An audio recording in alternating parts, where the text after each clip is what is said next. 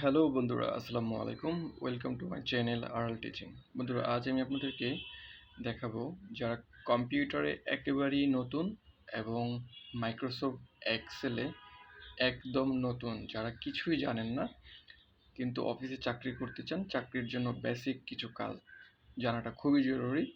তাদের জন্য এই ভিডিওটি খুবই শর্ট একটি ভিডিও হবে। তাহলে চলুন শুরু করা যাক। আপনাকে সর্বপ্রথম যে কাজটি করতে হবে সেটি হচ্ছে মাইক্রোসফট এক্সেলটি ওপেন করতে হবে। আপনাকে আপনার কম্পিউটারের সার্চ বারে গিয়ে আপনি হয়তো সার্চ করতে পারেন, মাইক্রোসফট এক্সেল লিখে সার্চ করতে পারেন, অথবা এখানে আপনি সেট করে নিতে চাইলে সেট করে নিতে পারবেন। তো আমি এখান থেকে সরাসরি আপনাদেরকে দেখিয়ে দিচ্ছি। আপনি যদি এখানে মাইক্রোসফট এক্সেলটি লিখে ক্লিক করেন তাহলে আপনি চলে যাবেন, একেবারে এই ইন্টারফেসে চলে আসবেন। তাহলে আপনাকে এখন কি করতে হবে? সর্বপ্রথম আপনাকে যে কাজটি করতে হবে, আপনি এখানে কিছু ফরম্যাট থাকবে, অনেকগুলো ফরম্যাট আছে। তো আপনাকে ফরম্যাটগুলো থেকে আপনাকে সিলেক্ট করতে হবে আপনার কাজ কি। ধরেন আপনার প্রথম কাজ হচ্ছে, আপনাকে এখানে অনেকগুলো লেখা থাকবে, ধরেন এজ, যা কিছু থাকুক, আমি কিছু একটা দিয়ে আপনাদেরকে বোঝাচ্ছি। এরকমভাবে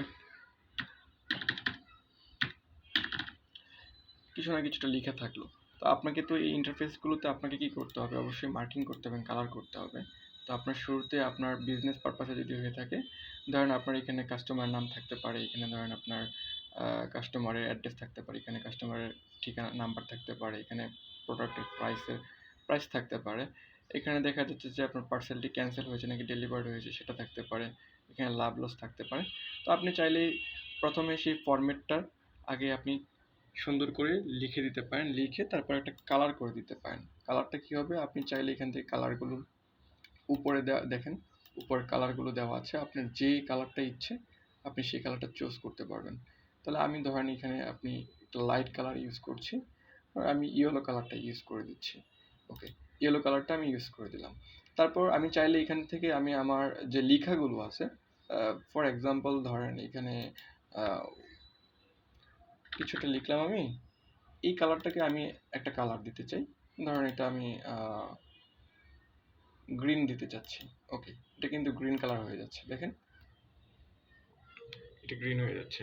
তো আমার এই টেবিলে হচ্ছে গ্রিন দিচ্ছি, তাহলে আমি এখানে কি দিতে চাই, এখানে আমি অন্য একটা কালার দিতে চাই, এখানে আমি এটা কিছুটা লিখবো, কিছুটা লিখে নিলাম, লিখে এটা সিলেক্ট করলাম, সিলেক্ট করে আমি এখানে আরেকটা কালার দিতে চাই, এখানে ধরেন আমি রেড কালার দিতে চাই। ওকে, এটা রেড কালার দেওয়া হয়ে গেল।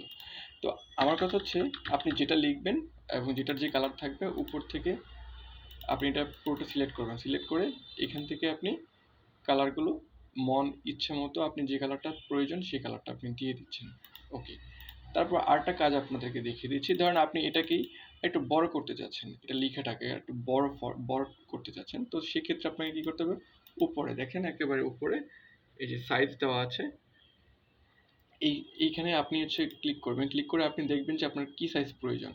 আপনি যত বড় সাইজ প্রয়োজন আপনি সংখ্যাটাকে তত বাড়িয়ে নেবেন। তো আমি ধরেন এখানে ফর এক্সাম্পল বোঝানোর স্বার্থে আপনাদেরকে আমি একেবারে সবচেয়ে বড় যেটা ধরেন 24 দিচ্ছি আমি এটাতে। আর তারপর আমি সেকেন্ডটাতে আমি এটা আরেকটু বড় করতে চাই, তো এটাতে আমি ধরেন আমি 24 না দিয়ে 26 দিতে চাই, অথবা 36 দিয়ে দিলাম। ওকে, ফাইন, এটা দেখেন কত বড় হয়ে গেল। তারপরে আবার দেখা যাচ্ছে যে আমি 3 নাম্বারটা যেটা আছে এটাতে আমি অনেক বড় করতে চাই, সেটাকে কি করব, এটাকে আরও বড় করতে চাই, তো সেটাকে আমি দেখেন 48 দিয়ে দিচ্ছি। এখন আপনি বলতে পারেন যে আমার তো এই লেখাটা তো স্পষ্ট দেখা যাচ্ছে যে কত বড় হয়েছে, কিন্তু এটা তো দেখা যাচ্ছে না।